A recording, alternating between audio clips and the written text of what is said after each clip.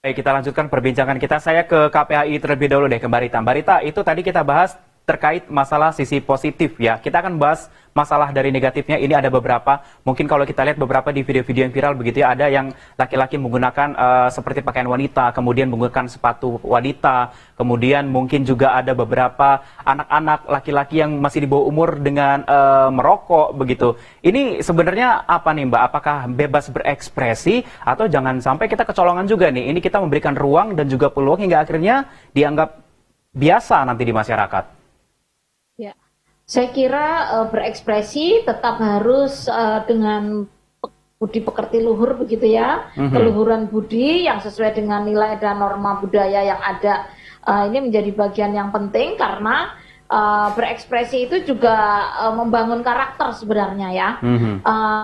Merokok kemudian ya kita tidak berharap ada minum dan seterusnya dan perilaku sosial menyimpang lainnya begitu ya. Tapi ini harus menjadi bagian dari edukasi gitu, bahwa boleh berekspresi tetapi berekspresi ini ada nilai dan value bangsa dan negara kita gitu, yang identitas mereka juga menjadi bagian yang penting gitu. Ini menurut saya menjadi hal yang harus terus diingatkan kepada mereka. Sekaligus juga karena kan ini sebenarnya sudah masuk sekolah ya. Awalnya ini kan terjadi ketika belum sekolah masuk. Nah, ini juga menjadi bagian penting bahwa pendidikan itu tetap penting gitu ya. Tidak semuanya tuh instan kemudian terkenal begitu, itu menjadi hal yang diharapkan gitu, tetapi pendidikan juga tetap yang utama buat mereka. Baik, saya ke Mbak Devi. Mbak Devi ada tanggapan terkait dengan apa yang dikenakan oleh para muda-mudi ini, kemudian apa yang dilakukan. Ini kan efeknya sekarang sudah zaman digital, media sosial begitu ya. Takutnya ini dianggap biasa dan ditiru oleh teman-teman di luar Jakarta ataupun se-Indonesia begitu Mbak Devi.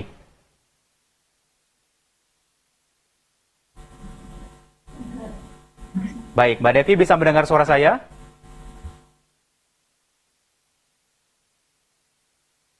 Oke, Mbak Devi masih bisa mendengar suara saya? Masih terhubung? Ya, bagaimana? Oke, baik. Mbak Rita juga masih terhubung dengan saya di sini? Masih? Mas, gimana? Oke, Mbak Devi bisa mendengar?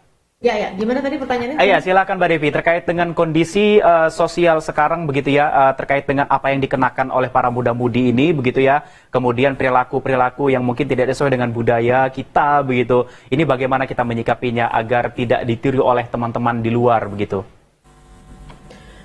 Ya, ini tentu saja menjadi tanggung jawab orang-orang dewasa untuk mendampingi anak dan remaja ketika mereka mengkonsumsi konten-konten di media sosial yang menjadi rujukan utama mereka.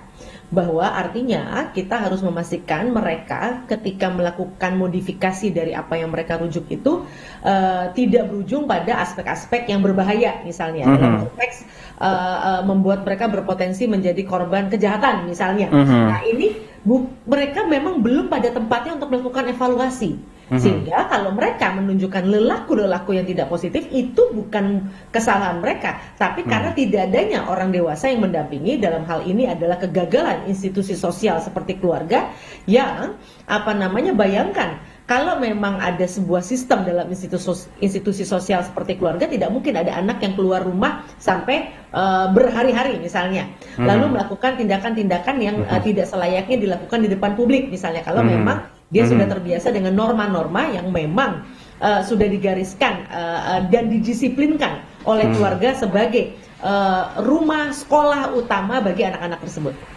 Baik, kalau menurut Mbak Devi perlu dipantau tidak sih Mbak acara-acara seperti ini, mungkin event-eventnya hanya seminggu sekali atau kemudian ada pihak-pihak juga yang bisa mendampingi mereka agar konten yang ditampilkan oleh mereka ini tidak menyebar secara yang negatifnya bisa disaring begitu Mbak Devi? Ya, dalam pelaksanaannya tentu saja adik-adik kita tentu sangat dekat dengan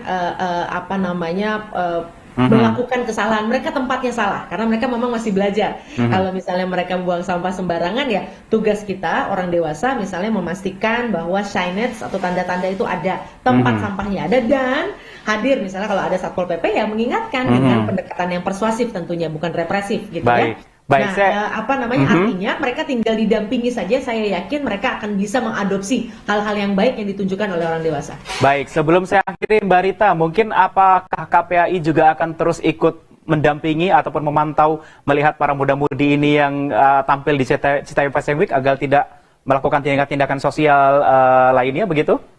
Ya, saya kira kita menggandeng semua pihak agar proses-proses ini mereka yang sedang mengekspresikan diri ini bisa tersalurkan sesuai dengan perkembangan yang ada, tapi tetap memperhatikan kepentingan mereka, misalnya pendidikan, kesehatan, ya, dan juga tumbuh kembang mereka. Saya kira ini menjadi poin penting. Ekspresi mereka harus dihargai, tetapi dampak negatif harus dicegah.